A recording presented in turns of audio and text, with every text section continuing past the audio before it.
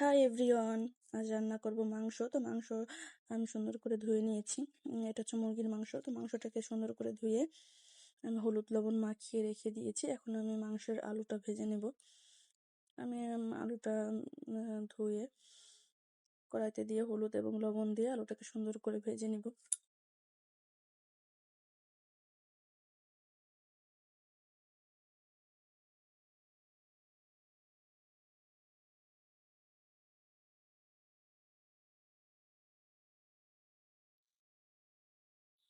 আমি এখানে আগে থেকে সব মশলাগুলো রেডি করে রেখেছি। আলুটা ভাজা হয়ে গেলে আমি এখন পেঁয়াজ ভেজে নেব। কে কে আমার মতো এরকম পেঁয়াজ কুচি দিয়ে মাংস রান্না করেন জানাবেন। আমি এখানে পেঁয়াজটা সুন্দর করে ভেজে নিচ্ছি। পেঁয়াজ এবং রসুন আমি খুব কমই বেটে দিই। আমি এরকম ভেজে দিই, আমার কাছে এটাই বেশি ভালো লাগে। তো আমি পেঁয়াজটাকে একটু সুন্দর করে ভেজে নিচ্ছি।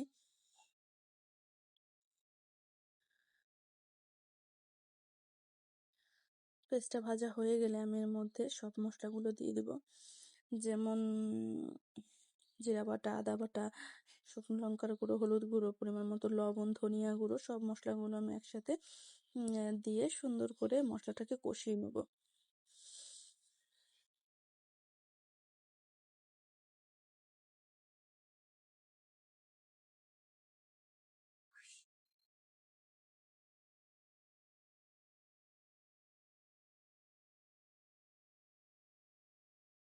যেহেতু প্রচণ্ড গরম, তো মশলা আমি একটু হালকাই দিব। অতিরিক্ত গরমে বেশি মশলা খাওয়া যায় না।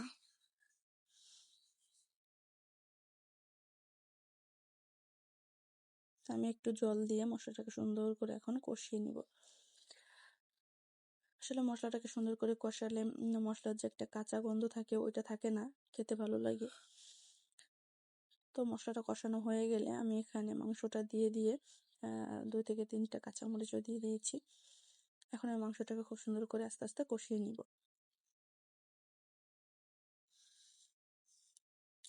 যেহেতু এটা মুরগির মাংস, ব্রয়লার মুরগির মাংস, তো বেশি সময় লাগবে না এটা কষাতে।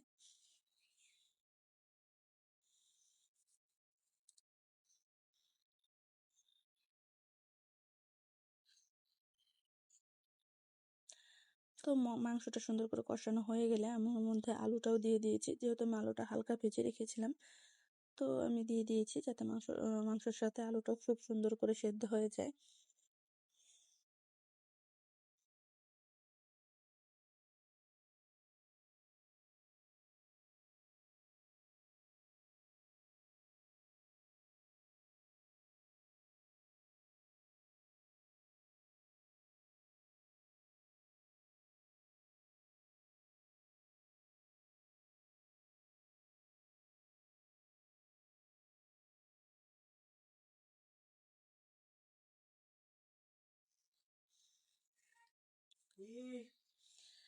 বেশ সুন্দর করে কষিয়ে নিয়েছি।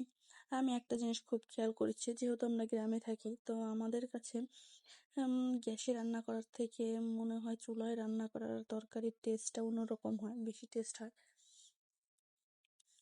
এটা সত্যি কথা, খুব টেস্ট হয়। চুলায় রান্না করলে তরকারিতে যে স্বাদটা হয় সেটা আমি গ্যাসে রান্না করলে কখনোই পাই না।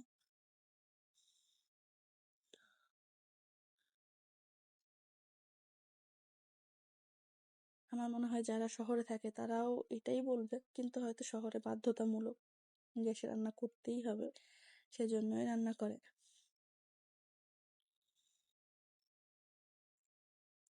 কাঠের জালে রান্না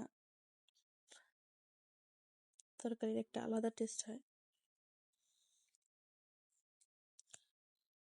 তো যাই হোক, আমি বেশ সময় ধরে সুন্দর করে মাংসটাকে কষিয়ে নিলাম। মাংসটা কষানো হয়ে গেলে আমি এখানে পরিমাণ মতো ঝোলের জলটা দিয়ে দিব।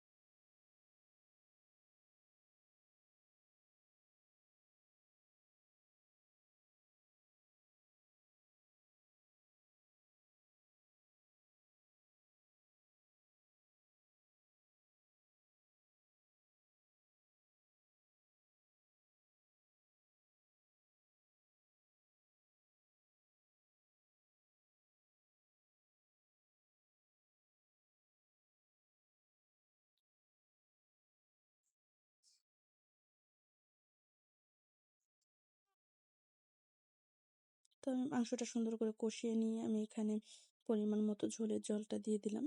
তো আমি ঝোলটাকে এখন সুন্দর করে ফুটিয়ে নিয়ে জিরা গরম মশলার গুঁড়ো দিয়ে আমি নামিয়ে ফেলবো। তাহলেই আমার মুরগি মাংস রান্না রেডি। ধন্যবাদ সবাইকে।